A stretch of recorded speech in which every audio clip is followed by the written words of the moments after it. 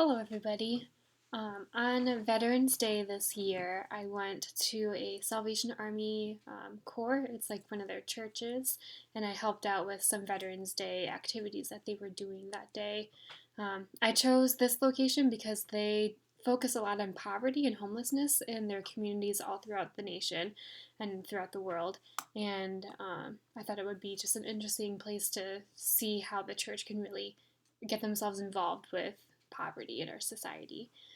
So that day, they had me helping out with one of their lunches, and we served about maybe 50 people or so.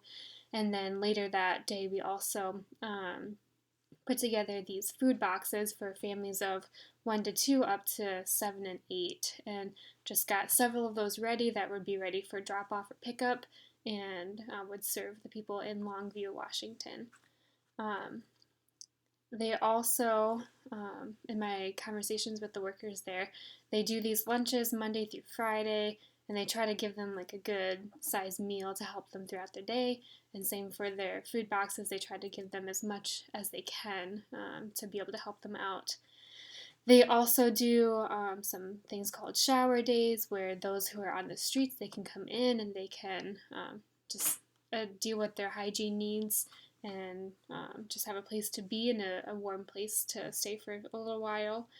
And they also have this Hope House, and it's a program that they run where they have to do a couple extra things and they have to be involved with their church community, but they get to have some really affordable housing, and I think there's also some rehabilitation that they can do for those who are struggling with substance abuse. Um, but the lunches and everything, those don't come with any stipulations. Anybody can come. There's no questions asked. It's just very open to the public. Um, as I was looking through our resources in Stassen and Gushy on page 360, they talked about how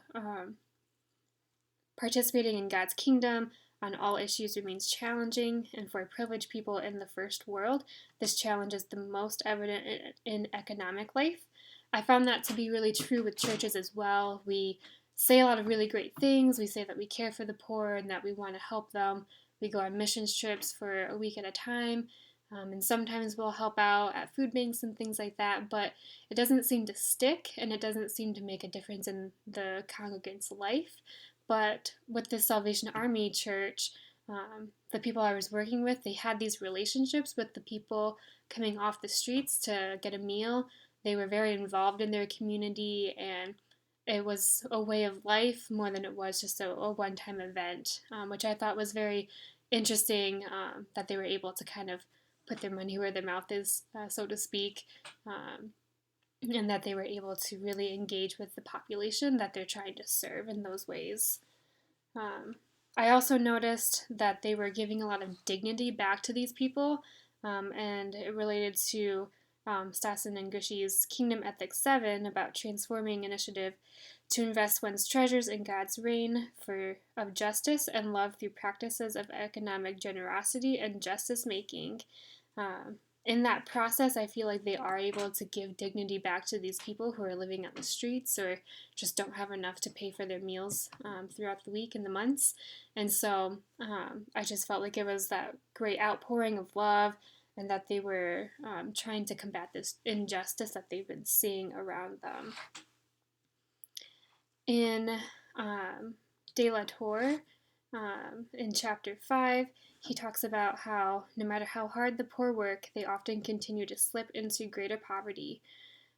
Some of the people that I was able to interact with at the lunch and that I learned about through some of the people working there, they work really hard.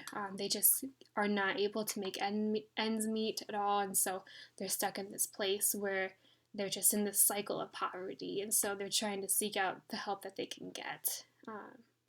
And it reminded me of the Luke 12 passage that De La Torre also talks about in that same chapter about Lazarus and the rich man, and how the Salvation Army, they are serving the Lazarus of our day. They're serving the people who most people overlook, and most people won't hand out change to. They won't they have a lot of a lot of cities have bad panhandling policies where you can't actually help the people who are trying desperately to make some ends meet, trying to get money.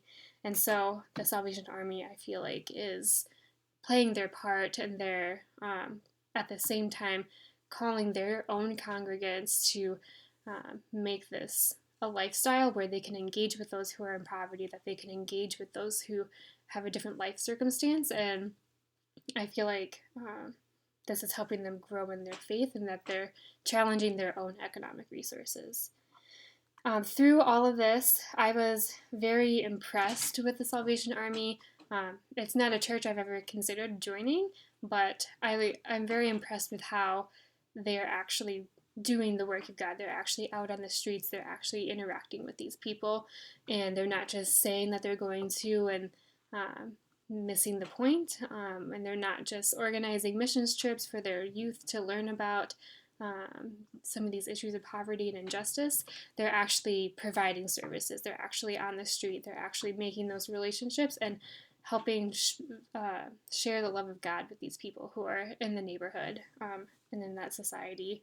I don't think I agree with all of their theology as a whole, but I know that, I feel good that they are investing their treasures into those who need it most.